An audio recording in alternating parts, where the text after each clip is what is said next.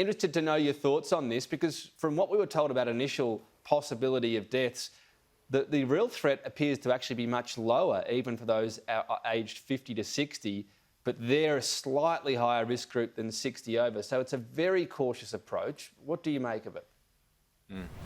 Well, it is an abundance of caution, I think, Tom, as you point out. And frankly, as somebody who's in the zone for the AstraZeneca, I'm glad they are being that cautious. But I think, the statistics I read on this, and there's a very, very good piece by Natasha Robinson on the Australians website that points out that in Britain, where they've had 15.7 million people have had the AstraZeneca second dose, they've had only 23 cases of this blood clotting syndrome. So I'd say on that basis, the odds are pretty low, and I think people should not be hesitant about taking it. It's a difficult thing, though. I mean, I think fundamentally, I think we have to appreciate that the vaccines were developed in record time, in a time span that people didn't think was possible. And inevitably, when that happens, you are learning as you go along. But I'm just comforted that there's been nothing that's so serious that they would even dream of stopping it. So, abundance of caution. I don't think anybody would argue with that. Well, particularly, you mentioned the second dose. Really, the risk on that is so infinitesimal. People really should be getting that second dose. Better to be protected. We're going to open up at some point. There'll be COVID around again. What about when we step back and look at this broadly? Clearly, there are going to be some short-term issues. The government's saying, look, we'll still offer a first dose to everyone this year who's eligible. So that's people over the age of 16. It's a bit of a vague pledge. Right now, I think a lot of people would say the rollout hasn't gone that well. Where do you think the government needs to get to for people to say, well, things have improved, we'll give them the benefit of the doubt? Well, I think, Tom, I've seen some polling that suggests that the idea of vaccine hesitancy is much lower than we'd imagine. Most people are willing to have it. And one of the main reasons people cite for having the vaccine is out of a sense of community responsibility. They want the economy to get back to normal. They want other people around them to feel comforted and safe. And for me, that's one of the big things. I think underestimated in all this is really the community spirit that's really there, that we know as we talk to people all around us. People just want to get back to normal. And if for instance, here in Sydney, where we've got some mask provisions back in place now, if the cost of keeping, the taxi driver or the person next to me on the train comfortable is me wearing a mask, I'm prepared to do it. I don't think most people are. So I think there is a great community spirit.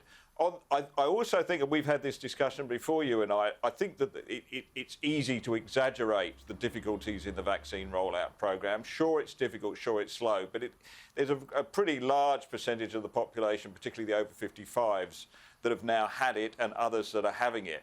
And I think given the amount of COVID in the community, I think it's not an unreasonable or a unduly slow process. Where it gets to, well, Andrew Clennell's interview with the Prime Minister I thought was interesting earlier in the week. I mean, the Prime Minister was saying they're going to looking at getting to a point where we will have COVID in the community if we open up the borders at a low level. We just need to avoid it being at a serious level where people are taken to ICUs or it runs rampant through an aged care centre or something like that. So that I think is the moving challenge, to move away from this general idea we can get rid of it altogether to a comfortable level that we can live with, that isn't going to put people's lives unduly at risk. I thought that was interesting because he has shifted on this, Scott Morrison. The start of this year in March, he was saying COVID can be treated like the flu. A couple of months later, he said COVID's not the flu and mentioned variants. And now that latest point that you mentioned there, he was talking about the Delta variant. Let's see, yes, it's more transmissible. Let's see if it ends up with more hospital visits and serious cases.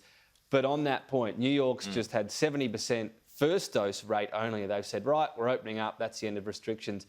There's a sense that we need to see a time frame soon, isn't there? Real incentives, if we hit this level, hit this level and so on, all things being equal on variants, that people want to know what are the thresholds.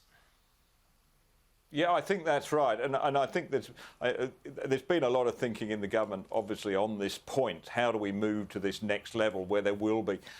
we've got to do away with the fantasy we can be COVID-free unless we're prepared to seal our borders forever and a day, and that can't happen. So we have to move to that next level where we can open the borders, knowing that there will be a certain level of COVID in the community, but knowing that we've done all we can to protect the most vulnerable and to prevent the ICU units getting clogged. And over time, of course, it'll die out. And look, this is no different from any other threat that we've faced of an infectious kind. I mean, there was still, I think, before this pandemic, there was still about 500 cases of malaria in Australia every year, but we knew how to identify those and treat them. Admittedly, it wasn't human-to-human transmission. But in all cases, whether it's smallpox or whatever, there is a period when you have to live with a certain degree of it in the community. We're victims of our own success here in a way, Tom, because we've got to almost zero, and we all seem quite comfortable with that. But I think we can't live in that sort of imaginary state of zero forever. At some point, we have to move to a new strategy.